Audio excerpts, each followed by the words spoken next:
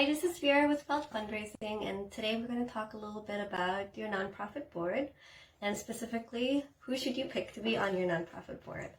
The reason why we were discussing this is because it's a question that comes up a lot. A lot of our clients are either brand new or very young nonprofits, and they might be putting together a board for the first time, or they might only have, for example, the founder and a couple of personal friends or family members on it, and they're looking to expand, and so they ask us for advice, and so we'd like to share some of that advice with you.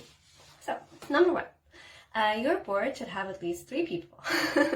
So who are these 3 people? The founder is usually on the board, especially if they're also the executive director, and in order to avoid a conflict of interest, for example, a situation where the ED would be voting on his or her own salary, we recommend that in your bylaws you include a provision that the executive director is a board member but a non-voting board member. That way they can attend the meetings and they can present at the meetings, but they won't actually be voting.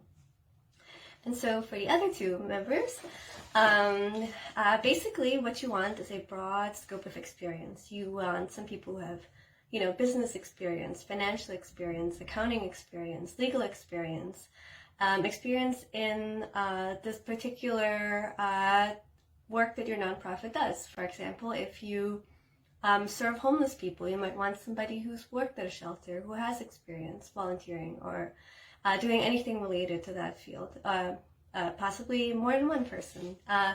You want people who are committed, who can show up to every single board meeting. These could be once a quarter, once a month. Some boards meet twice a month. And you should be upfront telling a candidate that, we expect you to come to every meeting unless there's extenuating circumstances, but, we expect you to be at every meeting. We expect you to vote. We expect you to have an opinion and to form an educated opinion on the issues that the board votes on. We expect you to, spend time looking at the finances and make sure that everything looks okay. Once a year, the board puts together and votes on the budget and passes the budget for the next year. So you want somebody who is, you don't have to be an accountant, but they should be, financially literate enough to be able to know if this budget makes sense given the operations of your nonprofit, or if you need to go back to the drawing board and make changes. They should be a person who has no conflict of interest. This one is really, really important because for obvious reasons, it can really sour your board if you have one person or more people who have a conflict of interest with the mission or the best interest of your nonprofit. So, for example, what does this look like? Let's say that your nonprofit provides healthy snacks for underprivileged children, and one person that you think would be a wonderful board candidate applies, but he owns an ice cream shop next to the school. Not a good idea. This is obviously a conflict of interest, and it's a very obvious example. Depending on what your nonprofit does, what constitutes a conflict of interest will look different, but for the most part, it's pretty self-explanatory. And those people just shouldn't really serve on your board just because their interests are different than your nonprofit's interests. A lot of nonprofits think that the best thing that they can do for their board is just to get big names on their board, just find the biggest celebrities that are willing to sign on to be board members, and that's all you have to do.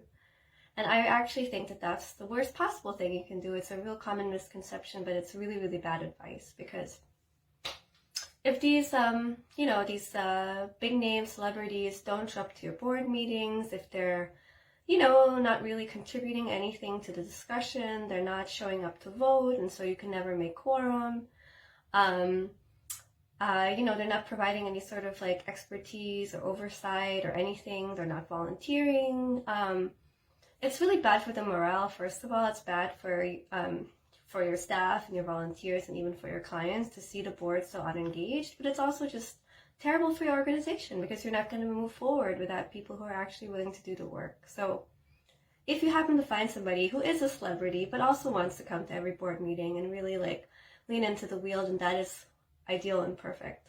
But generally this doesn't happen. That being said, most boards these days, again with the exception of, for example, a board member who's on there because they're representing the community that you're serving. For example, a person who's formerly homeless, you know, if you're serving homeless people, or a person who is recovering from domestic abuse, if you're a women's shelter, somebody like that should be on your board for these types of nonprofits, and they would obviously be exempt. But everybody else should be expected to have some sort of financial contribution to your nonprofit as a board member. This is sometimes known as a give or get policy.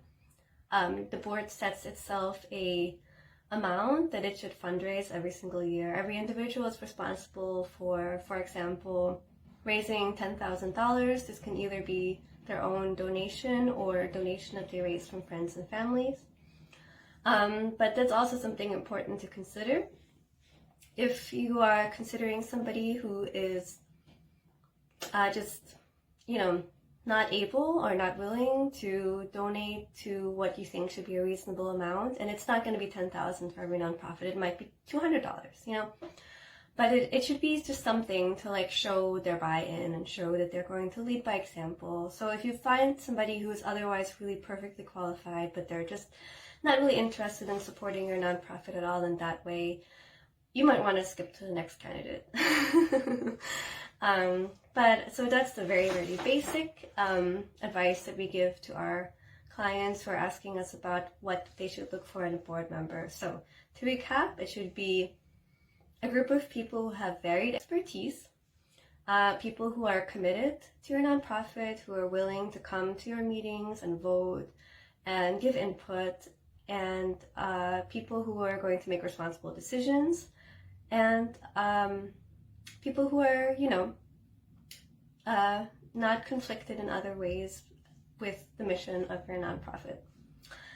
And oh yeah, and last but not least, people who are willing, if they're not somebody who happens to be part of the group of people who you are serving, who you want on the board for other reasons, if there is somebody else, you would want them to be able to contribute to your board financially at whatever level is appropriate for your nonprofit. And these are the basic things you have to look for when you are vetting your board members. And you know, it's an exciting time picking your first board. You know, they can really make or break sort of the trajectory of where your nonprofit goes from here on. So it's really, really something you should think about a lot, and just you know, spend time on. You know, don't rush the process. Don't sign anybody on without vetting them, interviewing them, making sure that they understand your expectations, and so on. So that's our basic advice. Thank you so much. Have a great day. Bye.